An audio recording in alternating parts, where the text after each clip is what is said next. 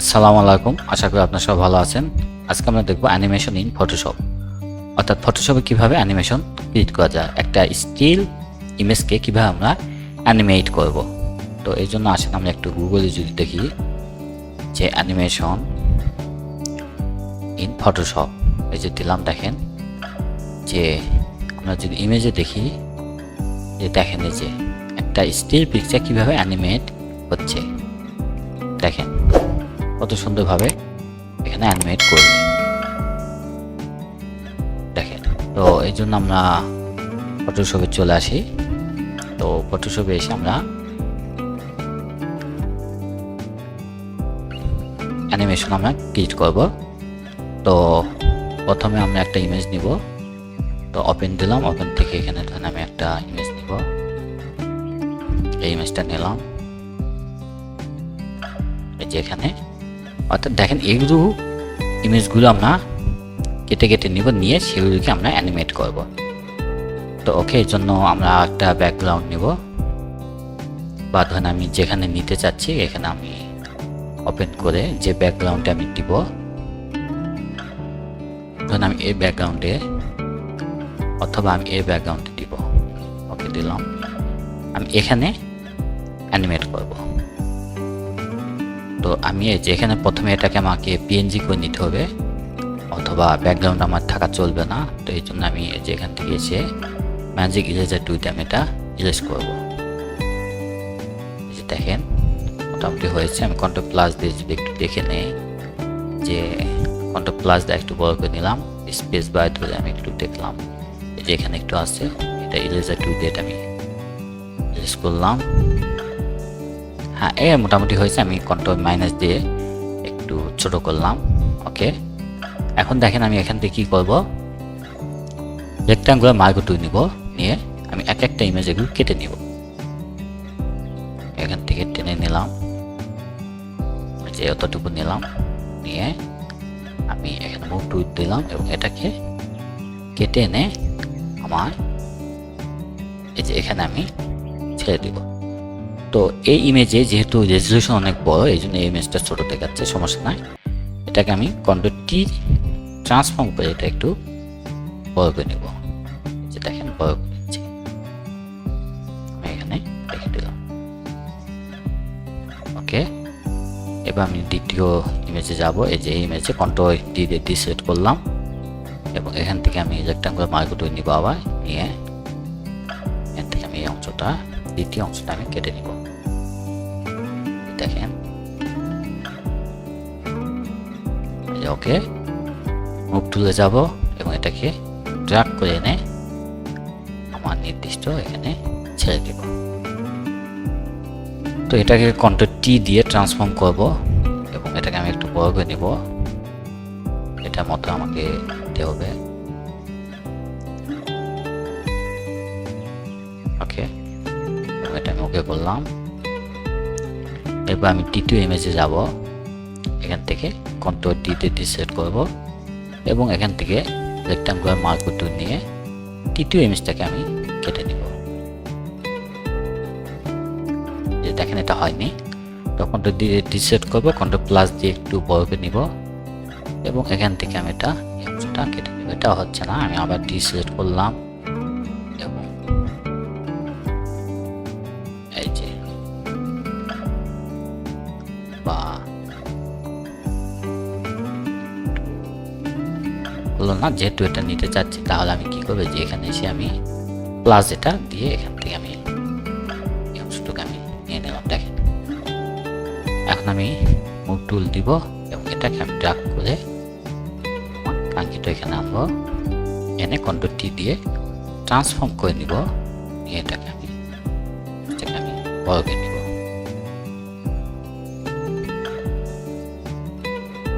দিয়ে এটা আমি ওকে করব।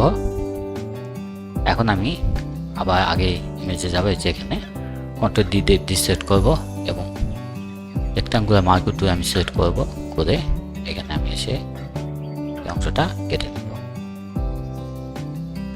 তো এই যে এখানে যেহেতু বাদ গিয়েছে, যে প্লাস আছে, এটা আমার সমস্যা না, এখান থেকে আমি টেনে এনে নেব এবং মুভ টুল দিয়ে এটাকে আমি ড্র্যাগ করে এনে এখানে আমি ছেড়ে দিব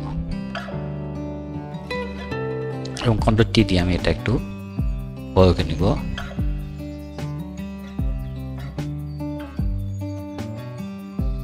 ওকে, এটা আমি ডিসেট করব। তো এই যে এগুলো 1 2 3 4 এগুলো হচ্ছে সিরিয়াল অনুসারে হচ্ছে, আমাদের সমস্যা নাই। তো আমি এখন কন্ট্রোল ডি দিয়ে ডিসেট করব। আমি স্পেস বার ধরে আমি এই ইমেজটা এদিকে আসবো এবং আমাদের সর্বশেষ যে ইমেজটা এটা আমি কেটে নিব। রেক্ট্যাঙ্গুলার মার্ক টুলতে আমি এটা কেটে নিব যে ওকে, এবং এটা মুভ টুল সিলেক্ট করে এটাকে ড্র্যাগ করে এনে এখানে আমি ছেড়ে দিব এবং এটা কন্ট্রোল টি দিয়ে আমি ট্রান্সফর্ম করে এটা একটু বড় করে নিব, যাতে আমাদের এই 4টা মাপে 4টা সাইজ যে সেটার মতো হয়। ওকে দিব। এখন দেখেন আমাদের 5টা ইমেজ এখানে আমি কেটে এনেছি, যেটা হচ্ছে এটা ব্যাকগ্রাউন্ড ছিল না, আর এখানে আমি একটা ব্যাকগ্রাউন্ড দিয়েছি দেখেন। তাহলে এখানে একটা ব্যাকগ্রাউন্ড এবং পাশাপাশি 1 2 3 4 5টা রয়েছে। তো ওকে, এখন আমরা করবো কি, এগুলোকে আমরা মুভ করব, মনে হচ্ছে যে অ্যানিমেশন করব।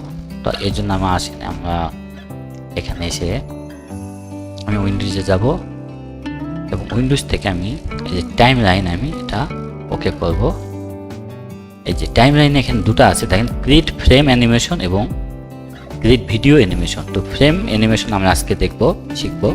তো এটা আমি ক্রিয়েট ফ্রেম অ্যানিমেশন দিলাম এবং এখান থেকে এসে আমি মাউসের রেড বাটন চেপে ধরে এটা আমি ওকে করলাম।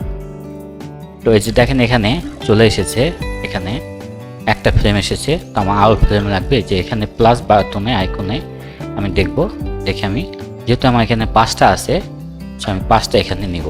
তো একটা আছে আমার এখানে, প্লাস দিলাম 2 3 4 এবং 5। ওকে, 5টা দিলাম। এখন দেখেন আমি কি করব, যে এখানে একটা জোন থাকবে, একটা অবস্থায় মানে প্রথম ফ্রেমে কি হবে এটা আমার এখানে দেখে দিতে হবে।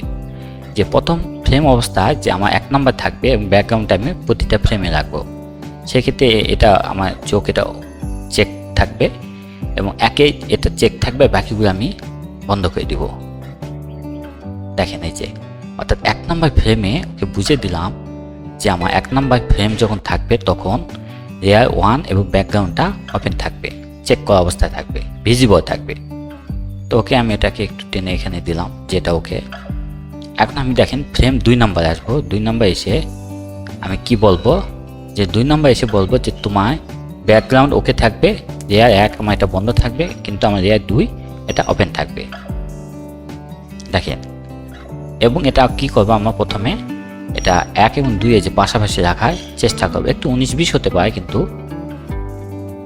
একটু সামনে পিছনে যেতে পারে, কিন্তু আমাদের কাছাকাছি রাখতে হবে। যে দেখেন এই যে ওকে, এখন আমি এই যে এটা বন্ধ করে দিলাম, যে একে বললাম যে লেয়ার 2 ফ্রেম, যেটা ফ্রেম 2 এসে আমার 2 নাম্বার লেয়ার এবং ব্যাকগ্রাউন্ড এটা ওকে থাকবে।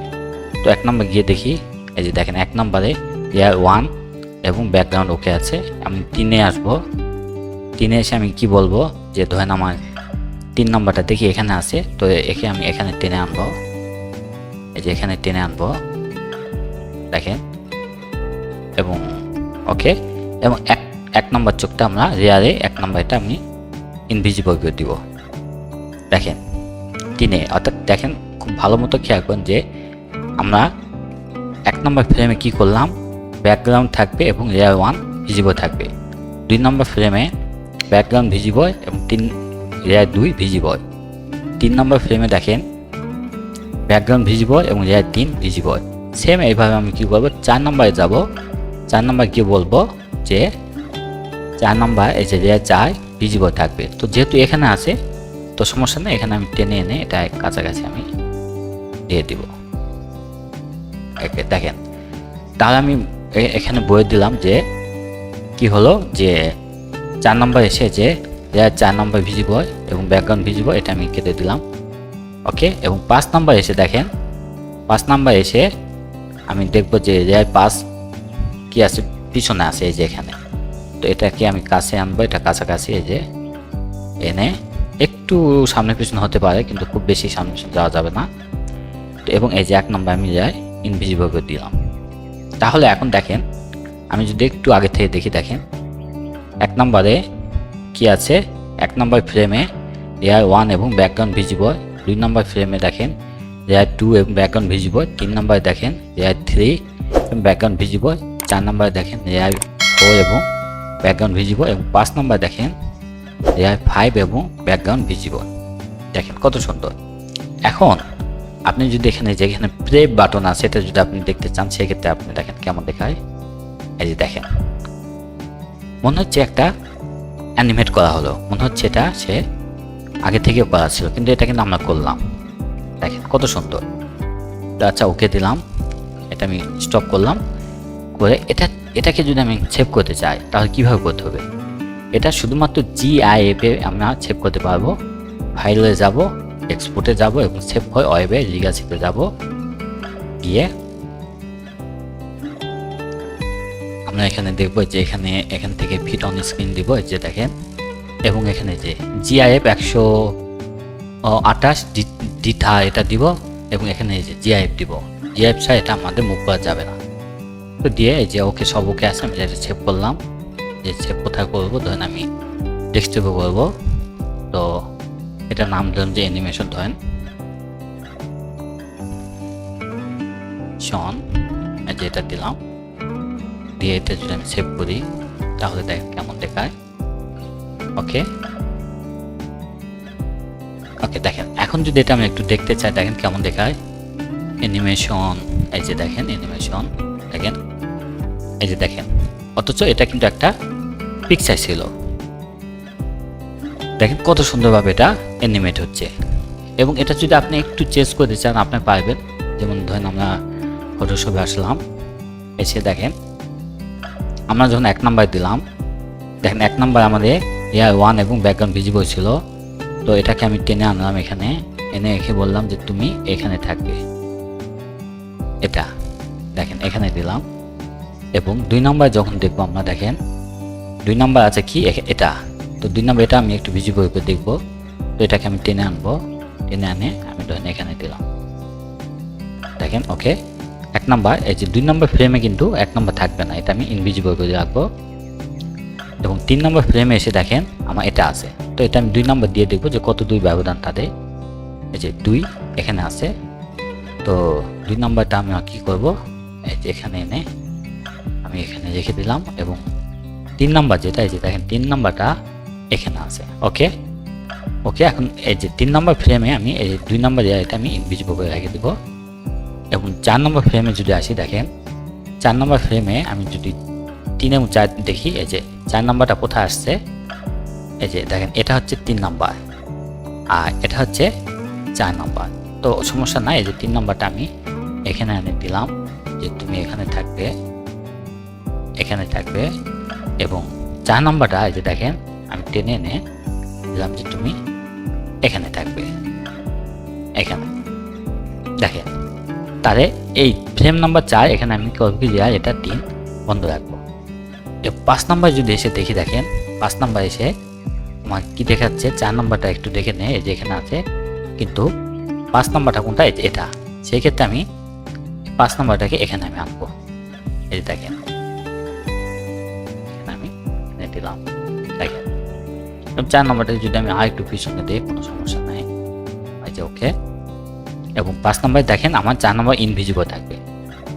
তো আমি যদি আবার একটু দেখে নেই, দেখেন এই যে 1 নাম্বার দেখেন এটা থাকবে লেয়ার 1, এবং শুধু আমি কি করলাম, এদের অবস্থানটা আমি চেঞ্জ করলাম। দেখেন 1 নাম্বার ফ্রেমে লেয়ার 1 এবং ব্যাকগ্রাউন্ড ভিজিবল থাকবে। 2 নাম্বার লেয়ারে দেখেন এই যে লেয়ার 2 এবং ব্যাকগ্রাউন্ড ভিজিবল থাকবে। 3 নাম্বার দেখেন আমার এই যে লেয়ার 3 এবং ব্যাকগ্রাউন্ড ভিজিবল থাকবে, শুধু আমরা অবস্থান চেঞ্জ করেছি। 4 নাম্বার দেখেন লেয়ার 4 এবং ব্যাকগ্রাউন্ড ভিজিবল থাকবে। এবং 5 নাম্বার দেখেন লেয়ার 5 এবং ব্যাকগ্রাউন্ড ভিজিবল থাকবে, শুধু আমরা এদের অবস্থান চেঞ্জ করেছি। এখন দেখেন এটাকে যদি আমরা দেখি কেমন দেখায়, এই যে এটা প্লে করলাম, এই যে দেখেন, এই যে দেখেন কত দ্রুত দৌড়াচ্ছে, দেখেন। এখন এটা যদি আমরা টাইম যদি একটু, এখানে 0 সেকেন্ড আছে, আমরা যদি টাইম একটু চেঞ্জ করতে চাই, সেই ক্ষেত্রে যেখানে এসে আমি এটা সিলেক্ট করে শিফট চেপে ধরে 5 নাম্বার দিব, তার একবার 5টায় হবে। এখান থেকে এসে যে দেখেন 0 সেকেন্ড আছে, আমি যদি একটু সময়টা একটু ডিলে করতে চাই 0.1 সেকেন্ড ডিলেট করলাম। এখন যদি আমরা একটু দেখি দেখেন এই যে দেখেন অর্থাৎ আপনি ইচ্ছে করলে এখান থেকে আমি 5টাকে সিলেক্ট করে শিফট চেপে ধরে 5টাকে আমি সিলেক্ট করে এখান থেকে টাইম আমি আমার কত ডিলে হবে প্রতিটা ফ্রেম একটা ফ্রেম থেকে আরেকটা ফ্রেম কতটা ডিলে হবে এটা আমরা এখান থেকে সেট আপ করতে পারি। তো এবং এটা যদি আমি সেভ করে দেখেন কেমন হলো, আমি এখান থেকে এক্সপোর্টে যাব এবং এক্সপোর্ট থেকে সেভ করে ওয়েবে যাব এবং এই যে এখানে এসে আমি এই যে ফিট অন স্ক্রিন দেবো, এই যে ওকে। এবং এখানে এসে আমি এই যে দেখেন এই যে জিআইএফ 120 ডিথা এটা থাকবে, জিআইএফ থাকবে ওকে। এবং এটাকে যদি আমি সেভ করি, এটাকে অ্যানিমেশন 2 হিসেবে আমি সেভ করলাম, ধরেন এটা অ্যানিমেশন 2 ওকে 2 দিলাম। এটা যদি সেভ করি